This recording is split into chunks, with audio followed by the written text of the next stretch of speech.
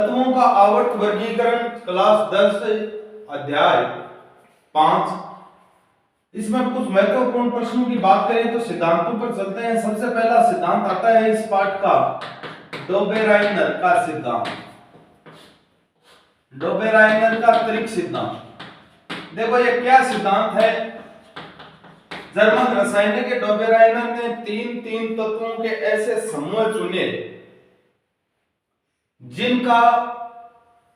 जिनको बढ़ते हुए क्रम में रखा, परमाणु द्रव्यमान के आरोही क्रम में व्यवस्थित करने का प्रयास किया और उसने कहा था कि दो परमाणु द्रव्यमानों का औसत है वो बीच वाले तत्व के परमाणु द्रव्यमान के बराबर होता है और उनके इसलिए गुणधर्म भी बीच वाले का दोनों से मिलता जुलता है। देखिए मैं एक उदाहरण लेता हूं, जैसे लिथियम है, सोडियम है और पोटेशियम है। लिथियम का परमाणु द्रव्यमान होता है वो होता है 7, सोडियम का परमाणु द्रव्यमान होता है वो 23, पोटेशियम का परमाणु द्रव्यमान होता है वो होता है 39। ये एक समूह की बात कर रहा हूं मैं। अब आप देखिए, आप इस दोनों बाहर वालों का परमाणु द्रव्यमान का औसत निकालो। औसत यानी 7 को और 39 को जोड़ो और दो तत्व हैं इसलिए 2 का भाग दो, यानी 46 में 2 का भाग दोगे 23 आता है। 23 इस बीच वाले तत्व का परमाणु द्रव्यमान है। ऐसे समूह इसने तीन तत्वों का समूह बनाया, इसलिए उस एक समूह को त्रिक कहा गया। लेकिन ये तो 3 ही समूह ज्ञात कर पाया, इसके आगे समूह ज्ञात नहीं कर पाया। उसके बाद इसलिए आप ये सिद्धांत आए तो क्या कहोगे कि डोबेराइनर का त्रिक सिद्धांत क्या है? कि डोबेराइनर के अनुसार तीन तत्वों के ऐसे समूह चुने जिसमें दो तत्वों के परमाणु द्रव्यमान का औसत बीच वाले तत्व के परमाणु द्रव्यमान के बराबर होता है, लेकिन ये केवल 3 ही समूह चुन पाया। दूसरा सिद्धांत आता है न्यूलैंड्स का अष्टक सिद्धांत। न्यूलैंड्स का अष्टक सिद्धांत, ये अंग्रेज वैज्ञानिक था, अष्टक सिद्धांत, और इसने ऐसा सिद्धांत प्रस्तुत किया जिसकी तुलना संगीत के सुरों से की थी। संगीत के सुरों से की थी, यानी संगीत के सुर होते हैं सारे गामा पा धा नी सा, यानी हर पहले तत्व का गुणधर्म 8वें तत्व के गुणधर्म से मिलता जुलता। यानी परमाणु द्रव्यमान को आरोही क्रम में व्यवस्थित करने का प्रयास किया और कहा कि हर पहले तत्व का परमाणु द्रव्यमान है उसके गुणधर्म, हर पहले तत्व के गुणधर्म 8वें तत्व के गुणधर्म के समान है। और इन्होंने क्या किया था, सबसे कम द्रव्यमान हाइड्रोजन से शुरुआत की थी। हाइड्रोजन से शुरुआत करके और लास्ट में 56वां तत्व था थोरियम, उस पर समाप्ति कर दी थी।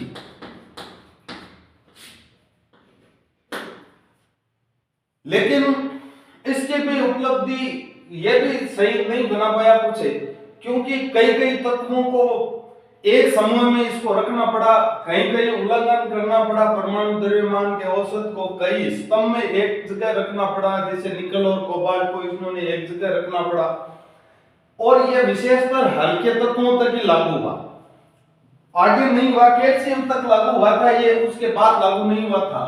और इसकी एक कमी ये थी, इसने कहा था कि प्रकृति में 56 तत्व ज्ञात होंगे, आगे तत्व ज्ञात नहीं हो पाए होंगे, लेकिन उसके बाद आगे भी तत्व निकले। इसके न्यूलैंड्स का अष्टक सिद्धांत का नाम आ जाए तो आप क्या लिखोगे कि न्यूलैंड्स के अष्टक सिद्धांत के अनुसार हर पहले तत्व का गुणधर्म 8वें तत्व के गुणधर्म के समान होते हैं, और इन्होंने परमाणु द्रव्यमान के बढ़ते क्रम में व्यवस्थित करने का प्रयास किया। सबसे छोटे द्रव्यमान, सबसे कम द्रव्यमान के तत्व हाइड्रोजन से शुरुआत की और सबसे उस समय 56वां तत्व थोरियम था, वहीं पर समाप्ति कर दी थी। और ये कहा था कि लास्ट में 56 ही तत्व होंगे कुल, आगे तत्व की खोज नहीं होगी, लेकिन उसके बाद भी आगे तत्व खोज पाए। दोनों सिद्धांतों का ध्यान में रखना। डोबेराइनर का सिद्धांत क्या कहता है, न्यूलैंड्स का अष्टक सिद्धांत क्या कहता है। यानी संगीत के सुरों से तुलना की थी। देखो संगीत के सुर क्या है, सा रे गा मा पा धा नी सा। देखो 1 2 3 4 5 6 7 8वां तत्व है, फिर सा आ रहा है और उसके बाद फिर रे आएगा। इसका मतलब यही आना चाहिए अगर इस प्रकार की इन्होंने सारणी बनाई है तो। लेकिन कैल्शियम तक ही ये सिस्टम चला था, कैल्शियम के बाद लागू नहीं हुआ, हल्के तत्वों तक लागू हुआ है सिद्धांत, आगे जाकर लागू नहीं हुआ, इसलिए ये न्यूलैंड्स का सिद्धांत भी अप्रासंगिक हो गया। उसके बाद आता है मेंडेलिव का आवर्त सारणी। मेंडेलिव के लिए क्या कहती है मेंडेलिव की आवर्त सारणी? मेंडेलिव ने भी क्या किया था, परमाणु द्रव्यमान के बढ़ते हुए क्रमों में व्यवस्थित किया था। और जब मेंडेलिव ने काम शुरू किया था आवर्त सारणी में तब 63 तत्व ज्ञात थे। 63 तत्व ज्ञात थे उस समय जब मेंडेलिव की आवर्त सारणी का काम शुरू किया था मेंडेलिव ने। मेंडेलिव सारणी इन्होंने भी बढ़ते हुए क्रम में बढ़ते परमाणु द्रव्यमान के रूप में व्यवस्थित किया था। और इसलिए इसका नियम है कि तत्वों के गुणधर्म परमाणु द्रव्यमान के आवर्त फलन होते हैं। परमाणु द्रव्यमान के आवर्त फलन होते हैं,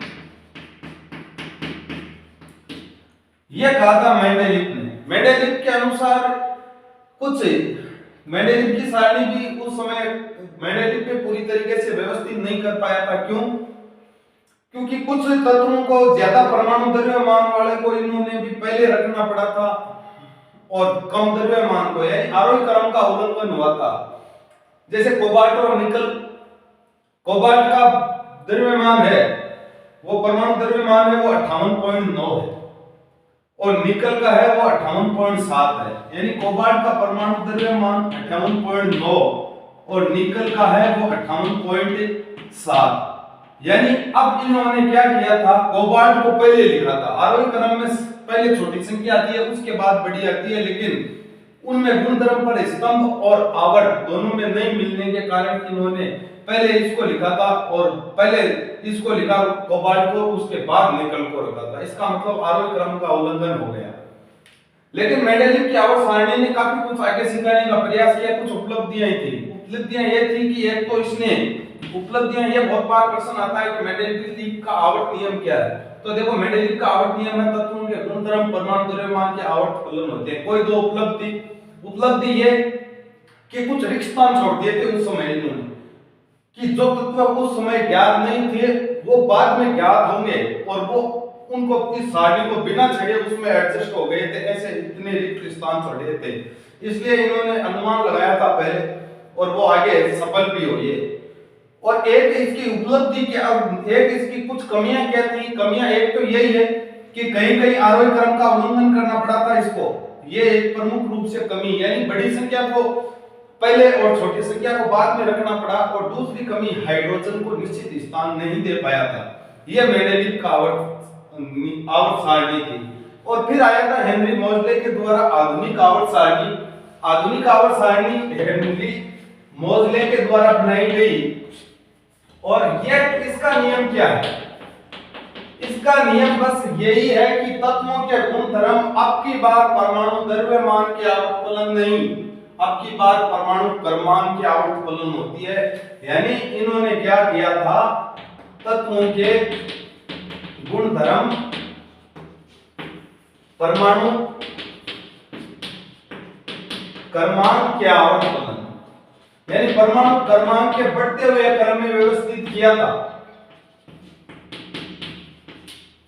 यह आधुनिक आवर्त सारणी थी। मेंडेलिव की आवर्त सारणी, डोबेराइनर का तर्क सिद्धांत और न्यूलैंड्स का अष्टक सिद्धांत, तीनों ने परमाणु द्रव्यमान के बढ़ते हुए क्रम में व्यवस्थित किए थे तत्वों को। जबकि आधुनिक आवर्त सारणी है जिसमें 18 वर्ग है, 7 आवर्त है, वो परमाणु क्रमांक के आवर्त फलन होते हैं। यह हमारी प्रमुख रूप से महत्वपूर्ण शब्दों के बारे में देखिए आप। संयोजकता क्या होती है? संयोजकता, परमाणु के सबसे भारी कोश में संयोजक इलेक्ट्रॉनों की संख्या ही संयोजकता कहलाती है। यानी परमाणु है उसके, जैसे ये परमाणु है, ये इसका सबसे भारी कोश है। इस भारी कोश में जितने ज्यादा संयोजक इलेक्ट्रॉन होंगे उतनी ही उसकी संयोजकता होगी। एक शब्द आता है परमाणु साइज। परमाणु साइज है वो आकार पर डिपेंड करता है, यानी परमाणु साइज जितना ज्यादा त्रिज्या होगी उतना ही ज्यादा साइज होगा। इसको आकार भी बोला जाता है। परमाणु साइज या आकार, परमाणु आकार, यानी त्रिज्या का मान बढ़ेगा तो आकार या साइज का मान भी बढ़ेगा। और ये कब होता है, देखो ये भी कई बार आता है एग्जाम में। कोई आवर्त है, आवर्त में बाएं से दाएं जाने पर,